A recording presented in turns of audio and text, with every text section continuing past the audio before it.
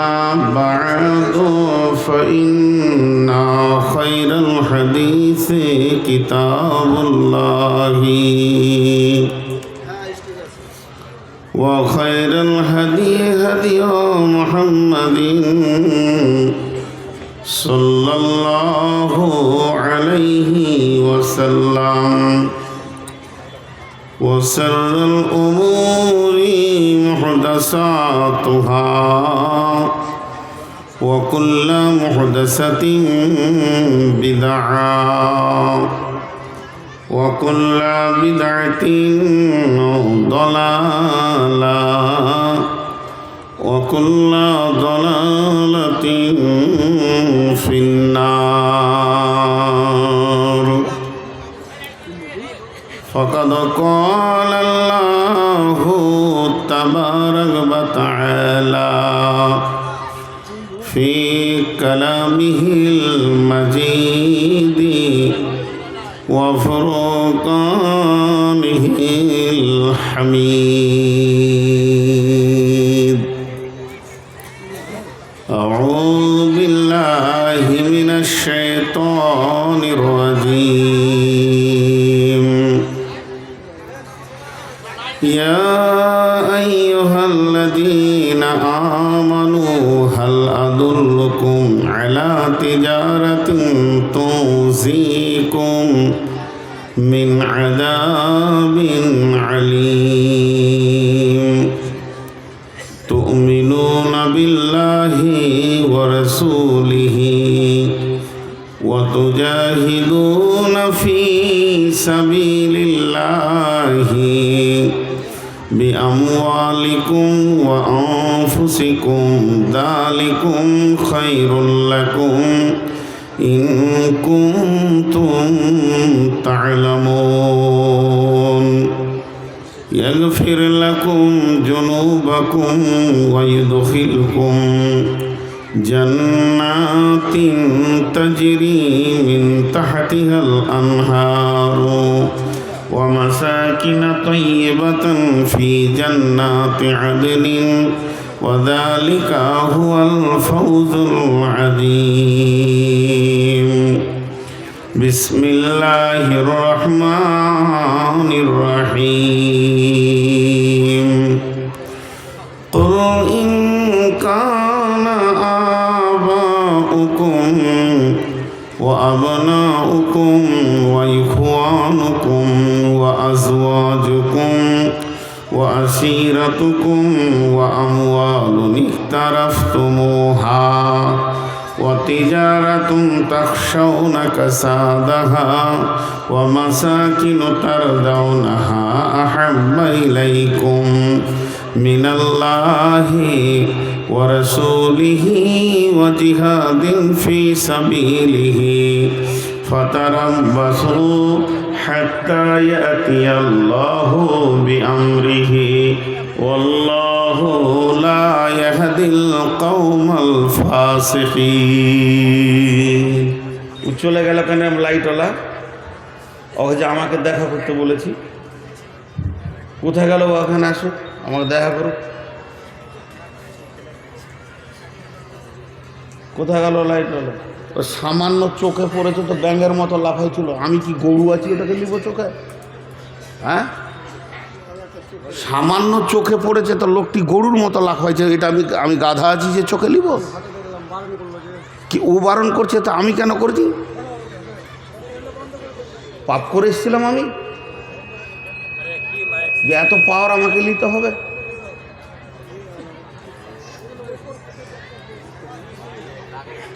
স্টেজে কিভাবে লাইট দিতে হয় জানে না বড় বড় এনার্জি বাল্ব 4-5টা দিয়ে দেবে বাস হয়ে যাবে হ্যালোজিনগুলোকে নিয়ে এসে দিয়ে দিয়েছে মাথা কেটে শেষ হয়ে যাচ্ছে তাকানো যায় না ওদিকে এগুলো যা দেখছি সব আন্ধার দেখছি আন্ধার জালসাই ওইদিকে ঘুরিয়ে দাও বন্ধ করতে হবে না একদম ওই কোনা করে আধারটা আলো করতে হবে ভিতরে কোনো টিউবলাইট দেয়নি এই ধারটা আঁধার লাগছে আপনারা বলেন তো স্টেজ থেকে এখানে আঁধার লাগছে না তাহলে একটা বক্তাকে যদি এরকম আঁধার লাগে ও কাকে কথা বলবে ও আর 20টা হ্যালোজেন নিয়ে এসে এখানে মেরে দেয় তাদেরকে হুঁশি নেই লাইট কেমন করে দিতে হয়। এধারটা আঁধার লাগছে, আমি এখানে খুব বেশি 50টা লোক দেখছি, বাকি দেখতে পেয়েছি না।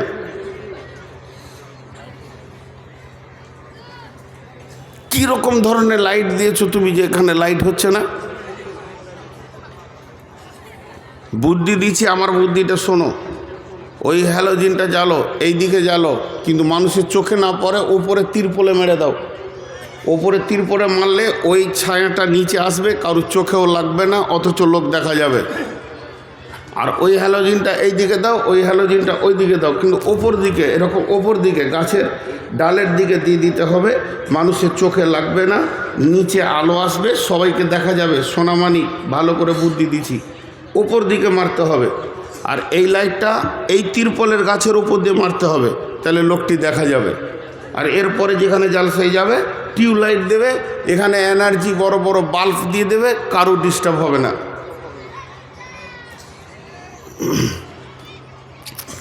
বিসমিল্লাহির রহমানির রহিম।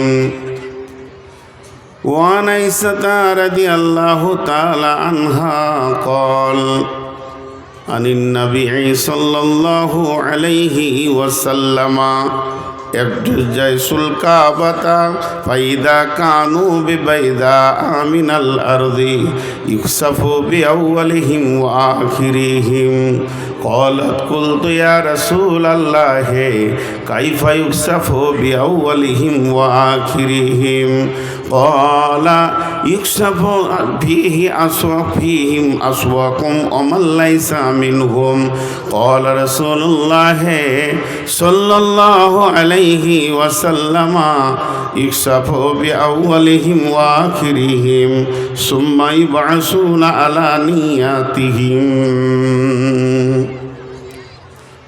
যেদিন তুমি ডাক দেবে মোরে তোমার শীতল কোলে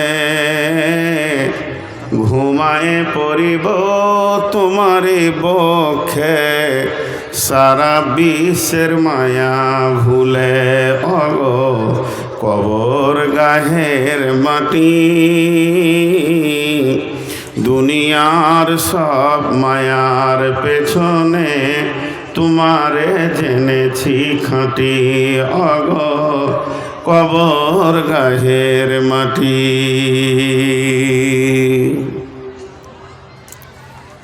শ্রদ্ধেয় সুযোগ্য আজকের সবার সভাপতি,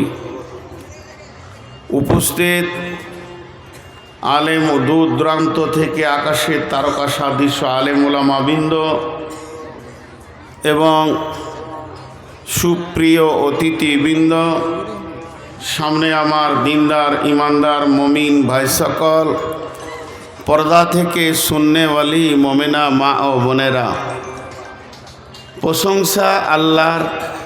প্রশংসা আল্লাহর গণগান আল্লাহর গণকীর্তন আল্লাহর, স্তব স্তুতি ভালোবাসা তকদির হায়াত মত রুজি জান্নাত জাহান্নাম পুলসেরাত আখেরাত সব কিছুর মালিক আল্লাহ, যে মহান মুনিব আজকে আমাদেরকে এই 15 ফেব্রুয়ারি 2024 বৃহস্পতিবার দিবাগত রাত্রিতে মাদ্রাসা ফতেপুর চিন্তামণির বাৎসরিক উন্নতিকল্পের আয়োজিত মাহফিলে বিভিন্ন এলাকা থেকে এনে আল্লাহ আমাদেরকে হাজির করেছেন।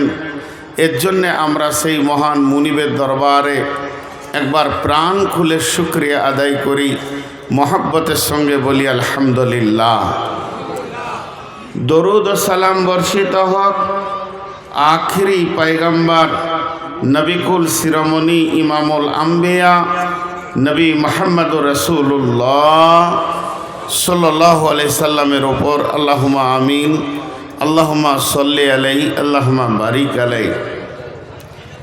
আমি আজকে আপনাদের সামনে গ্রন্থ মুকুট আল কোরআন সূরা সফ ও সূরা তওবা থেকে দুটি আয়াত তেলাওয়াত করেছি এবং সেইগুলোকে কেন্দ্রবিন্দুর মধ্যে রেখে খুব স্বল্প সময়ে দু চারটি কথা বলবো বলে নিয়ত করেছি। যদি আমার মাবুদ আমাকে তৌফিক দেন তো।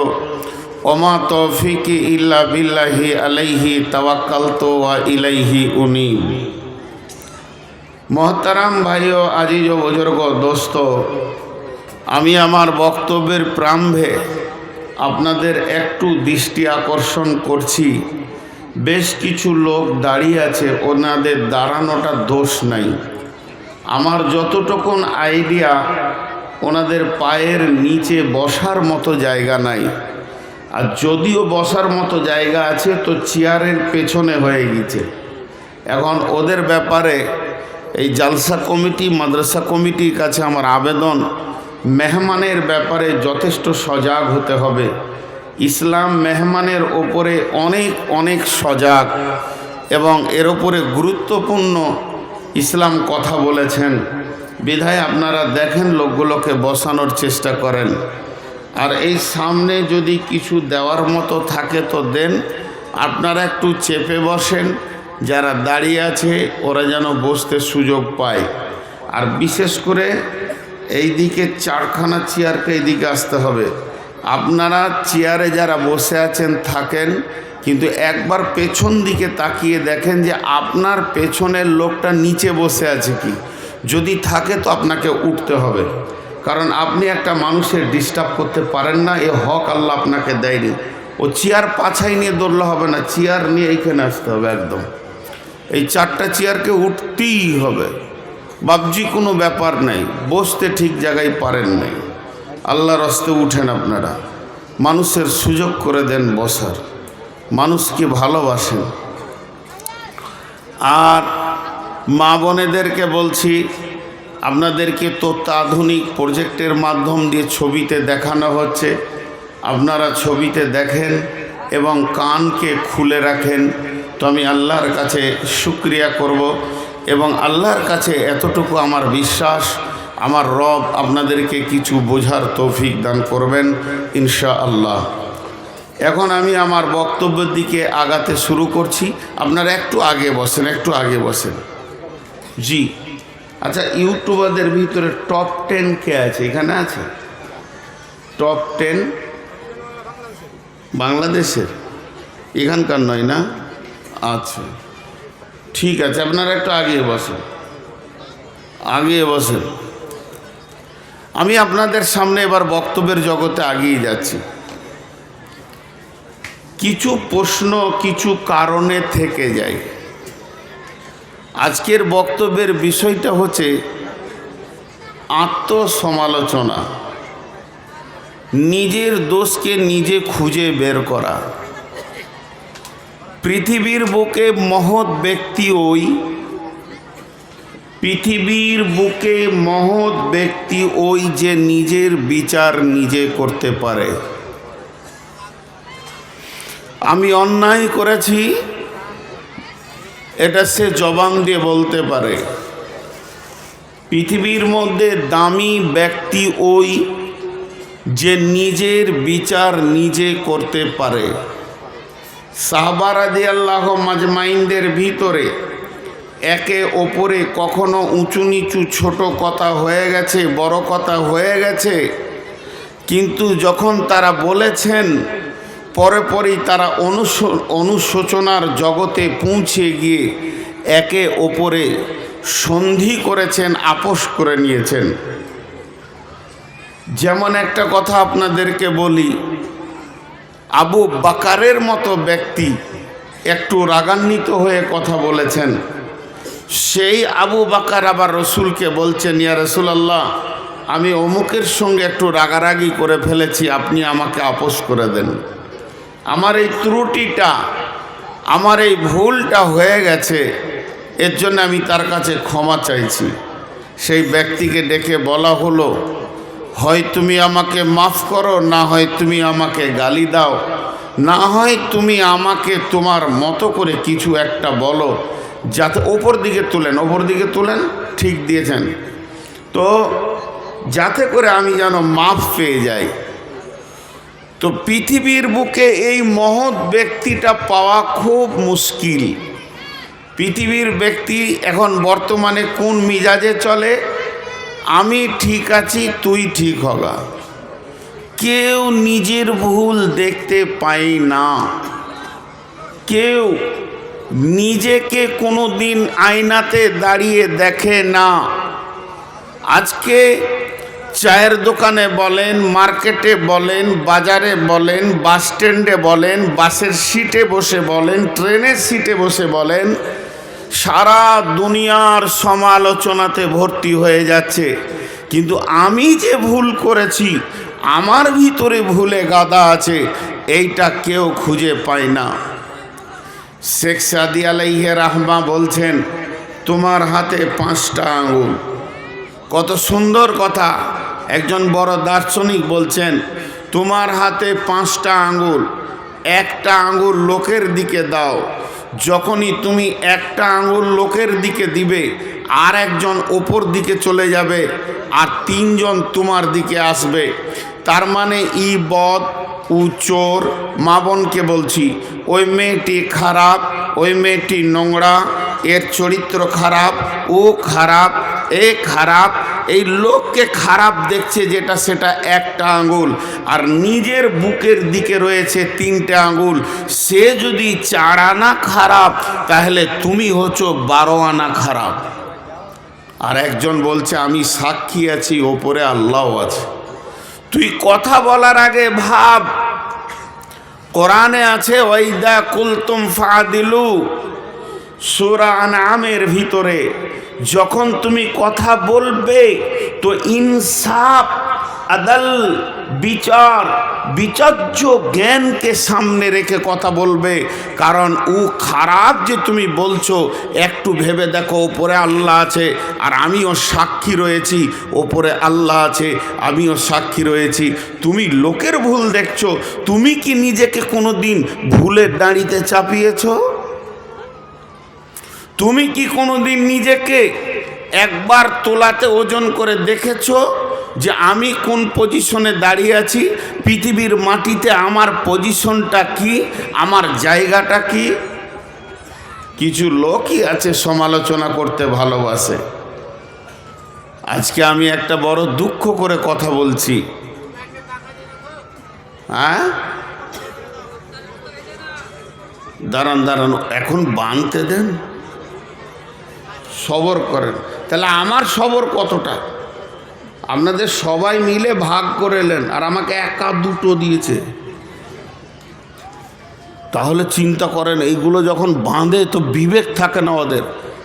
ওদের যদি ক্যাপাসিটি থাকতো যে মৌলবীর গালে 2টো বাঁধবো, তো বেঁধে দিত। আল্লাহ শুধু এখানে অ্যাঙ্গেল দেয়নি, তাই চেষ্টাটা আছে, কোন দিন হয়তো বেঁধেই দিবে।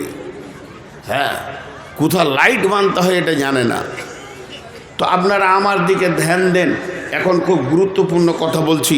আর বিশেষ করে যারা দাঁড়িয়েছেন ভাই আমার, একটু এই সাইডটা আসেন। এই সাইডটা ফুল ফাঁকা, পুরা ফাঁকা, পুরা ফাঁকা।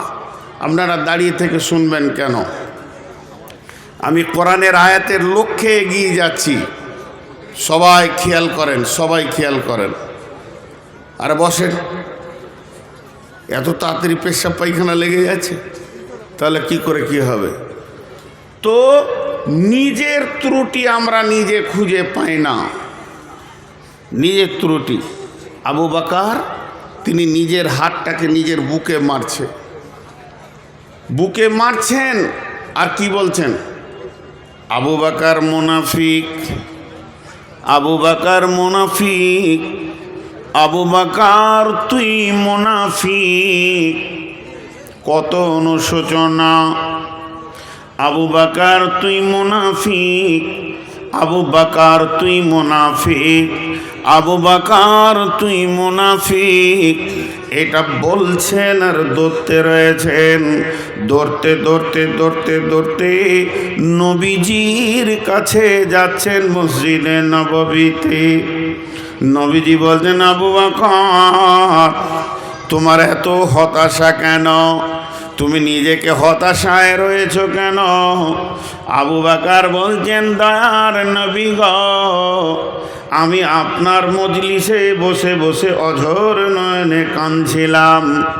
আর যখনই আমি বাড়ি চলে গেলাম, আমি বিবির সঙ্গে আনন্দে হেসে ফেললাম। তো আমার বিবেক আমাকে বলছে, আবু বকর, তুই এখনই নয়ন ভরে নয়নের জলে অশ্রুসিক্ত আঁখিতে আল্লাহর ভয়ে ভয়ে কাঁদছিলি, আবার এখনই তুই দাঁত বের করে বিবির সঙ্গে খিলখিল করে হাসছিস। এ আচরণ কেন তোর হয়?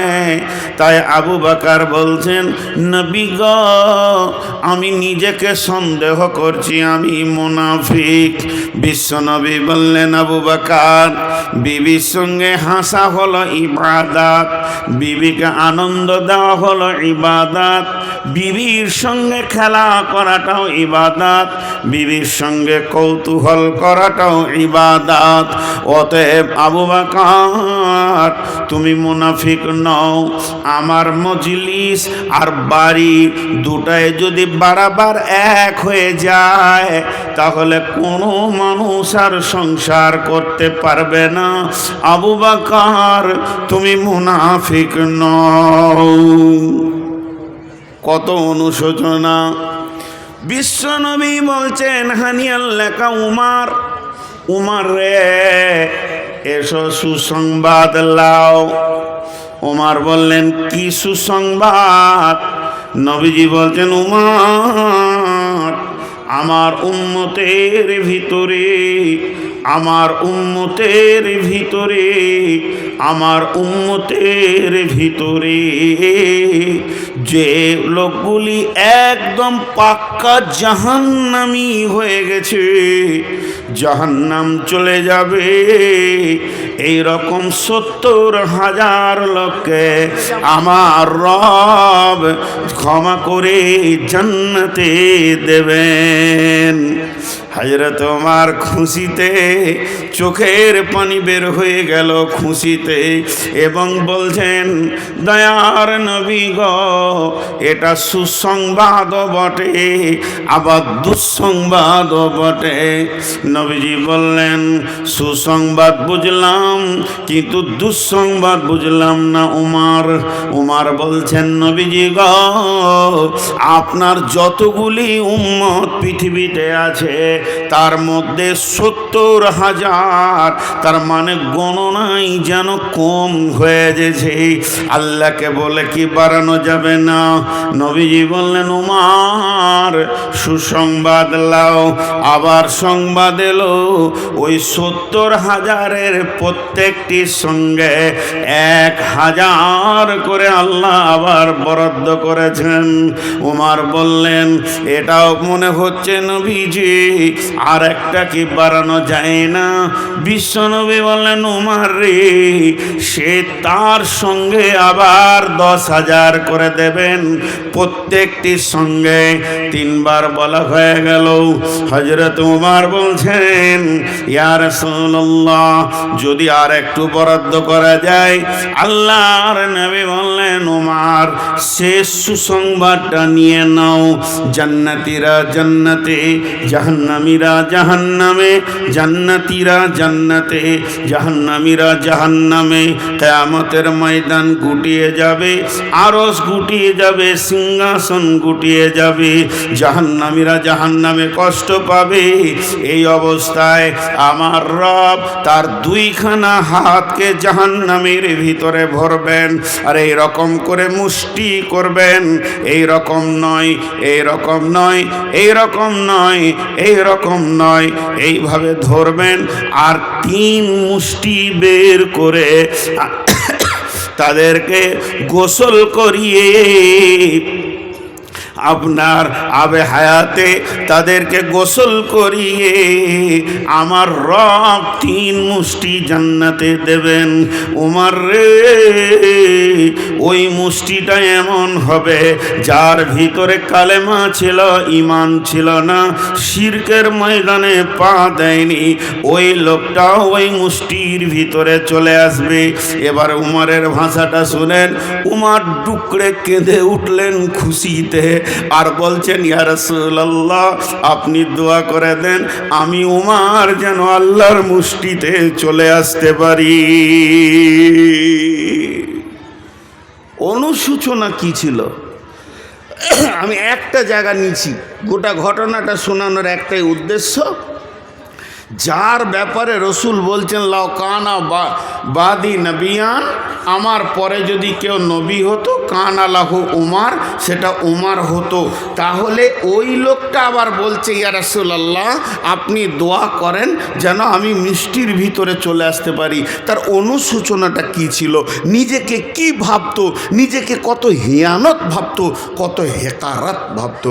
আর আমরা দোয়া তো সবটা জানি না, নামাজটা রুকু সাজদা কেমন করতে হবে আমার জানা নাই, এবং কোন জায়গায় কোন দোয়া পড়তে হবে সেটাও জানা নাই। 70 বছর নামাজ পড়ছি, কমপ্লিটলি নামাজের বিষয় বুঝি না, অথচ উল্টা পাল্টি ডাডা মাডা ভাঙা চোড়া দোয়াতে নামাজ পড়ে মসজিদ থেকে যখন বের হয়েছি তো বুকটাকে পাঠান পাড়া করে নিয়েছি, দিয়ে বলছি অমুকের বেটা নামাজ পড়ে না, ও জান্নাত যাবে বলে মনে হয় না। ফাইসলা দিচ্ছে ও, এইখানে লাগাও, আমার সোজা লাগাও, যাও দিকে যাও, একদম দাঁড়াবে না আমার সামনে। এই চারটাকেও সরাতে হবে যে পজিশনে দিয়েছো তোমরা, আর কোনো দিন আমার সামনে এইভাবে দেবে না। আমি এগুলো পছন্দ করছি না। আগামী বছর থেকে নতুন ডেট নিলে 4-5টা নিয়ম, তার মধ্যে একটা হচ্ছে ইউটিউবার থাকবে না, যে জালসায় ইউটিউবার থাকবে না ওটা ডেট নিব, না হলে নিব না।